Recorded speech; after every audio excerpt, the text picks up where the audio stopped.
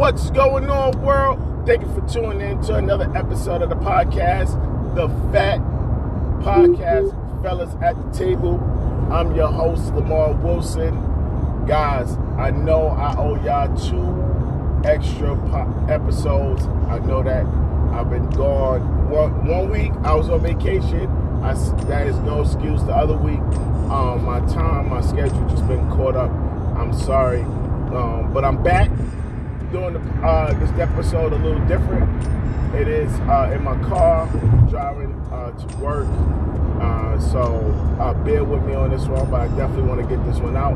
I actually was working on an episode, and then my wife called, and then I had to pick that call up. And then we got into the conversation, and then after that, I got home, and then stuff happened, you know. And that's what's gonna happen in life. You're gonna be on your path. You're gonna be on your goals. You're gonna be on track with stuff, and life is just gonna interrupt you. And sometimes it's not to disrupt you. Sometimes it's just really just to, you know, hey, I need some attention over here. Hey, I need your help over here, or you know. And sometimes it is to disrupt you and to get you to really put a little more work into what you do and how you do it. So don't always think that, you know, somebody's trying to stop me or the devil's working. No, it's that this process cannot come easy. Like, it is work, it is years, it is time, it is blood, sweat, and tears. It is. It's all those in one. But you got to go through it. And the problem is, some of you do not want to go through it. You want it handed to you. It should be given to you. Why? Because mommy or daddy has always did it for you. Has always picked your mess up. Has always lift your feet while they were vacuuming. Like, it's always been something for you not to do the work. And now that you're grown, and now you got to do the work, it's hard. It's challenging. It can't be done. Let me put limitations on myself. And then here's the worst thing. When you put limitations on yourself, it's so easy for you to put limitations on your kids. And now your kids believe that they can't do it. Now they believe that it can't happen. Now they can't go on that vacation because they feel like that's too much money. Or now they can't live that lifestyle they want to live because, you know what, that's too much money. That's a lot. Like, the seeds that you plant in yourself will blossom.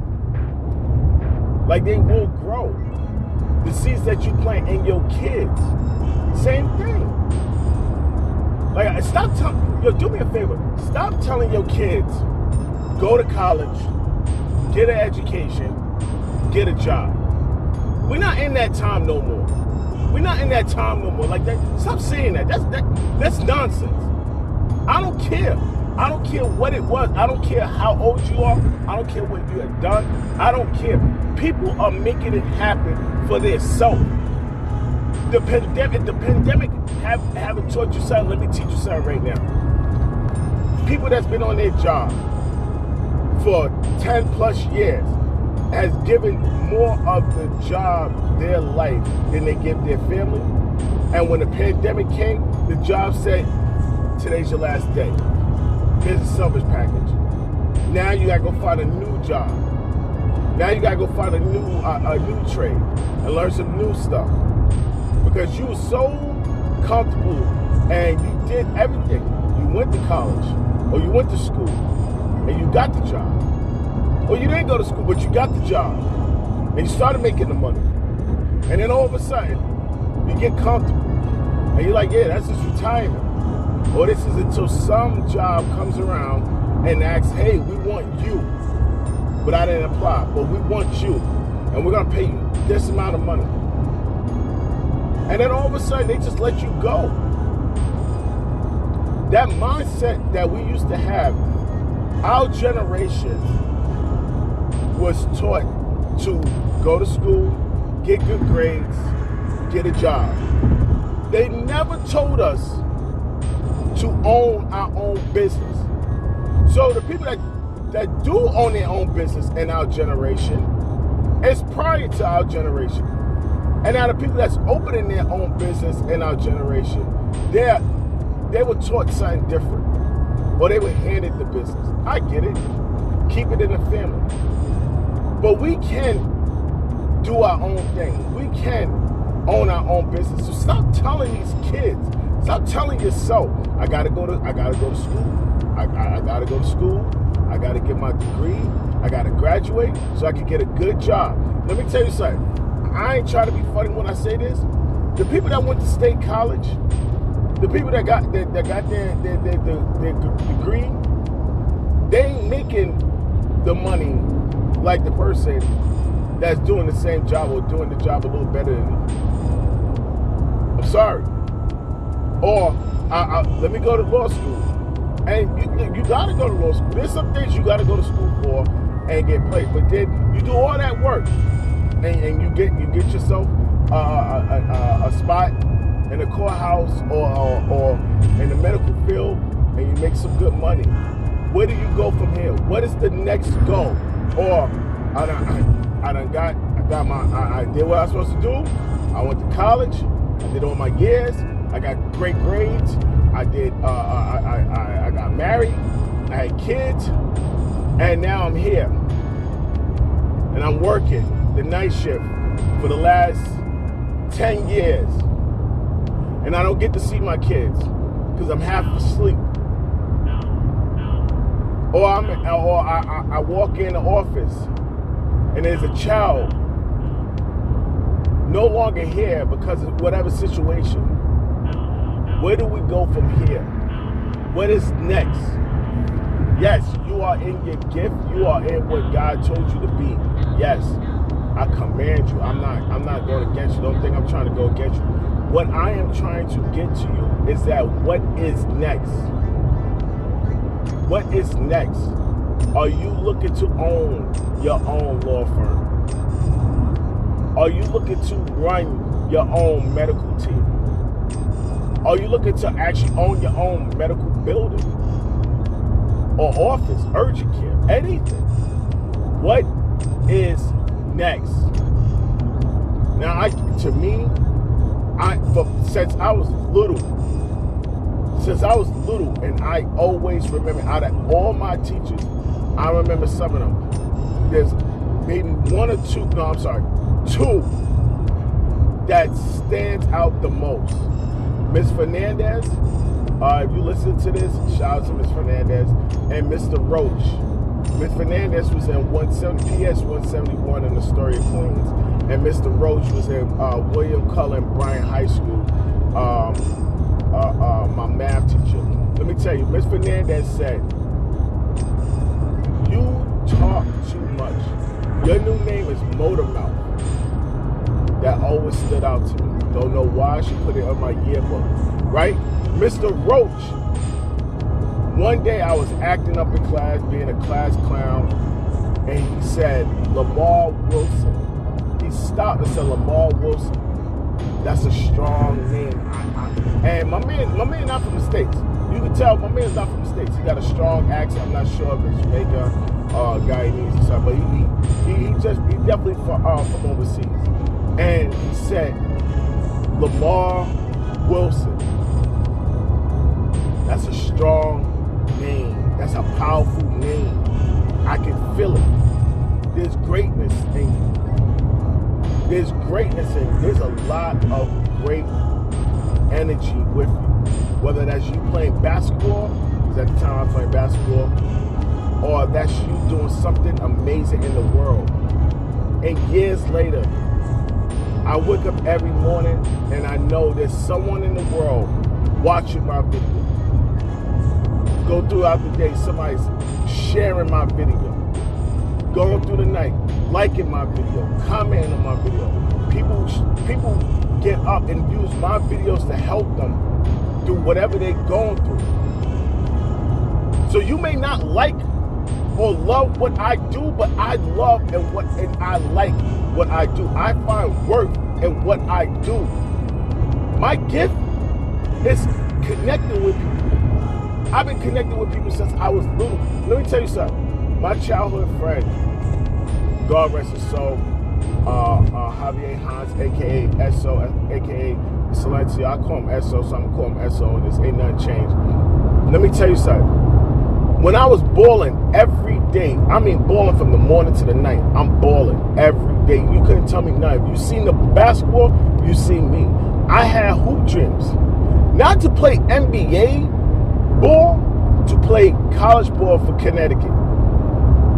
And the one thing that he saw is that I didn't see is that I had a gift. And sometimes when you think you working in one gift, someone else sees your actual gift. And he pushed me. He pushed me. One day, let's go play ball. Trapped me in a room. There was a mic. There was some instrumentals going. And he was like, yo, spit some bars to this locks. Power of respect. Power, what is it? Money, power, respect. And I tell you this. Let me tell you this. That kid, that teenager kid, that night, I recorded about 9 freestyles. 9 freestyles. Why? Because he used to hear me. When we used to go to the park, I play ball, we hanging out, and I would recite rhymes. And he would always say, man, what are you talking about? And it was just stuff that my wordplay would put, and I would talk about stuff, and he's like, yo, man, you should rap. And I'm like, nah, I don't do the rapping thing.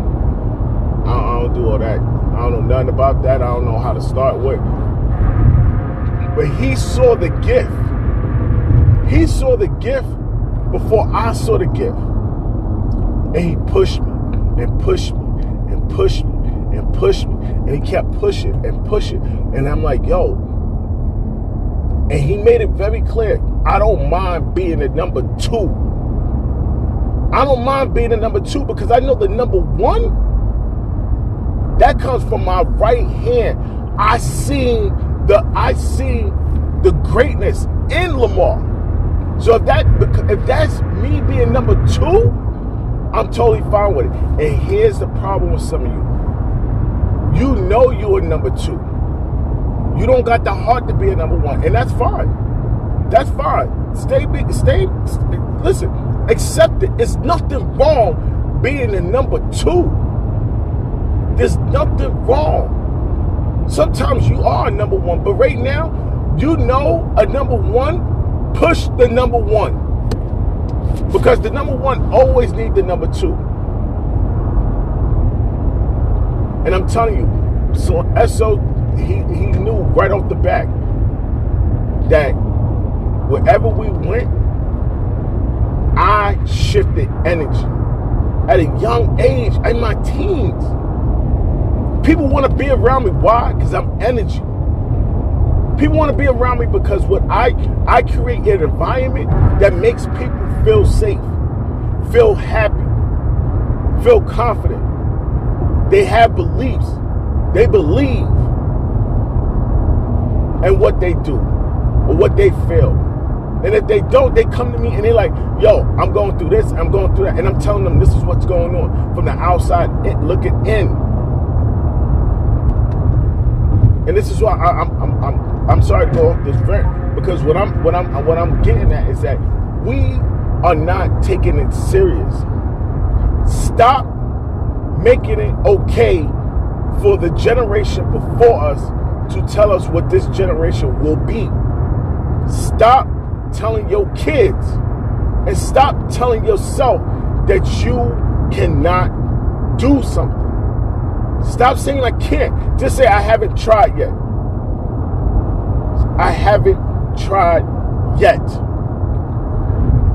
Every attention in a conversation, always point out yet. Stop saying I can't do it. Start saying I haven't tried yet. That's it. Period. Your period is a stop. It's not a comma. It is a stop. That is it. I haven't tried yet. Period.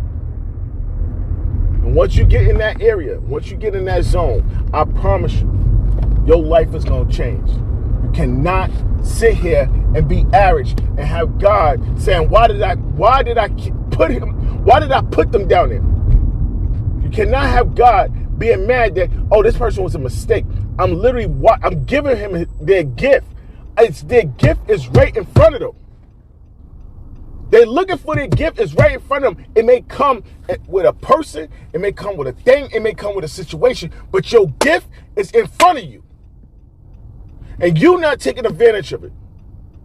And you think it's easy for you just to quit. And you think it's easy for your parents to do everything. And then when that safety net is gone, now you go through this whole thing that you can't do it. And life's not fair. And why is everything happening? And then what makes it worse is that when life is beating you down, you tag along with life. And you start beating yourself down. And you're not fighting life back. And life's like, yo, listen, I don't need help. I'm going to destroy you without your help. But you add on to it.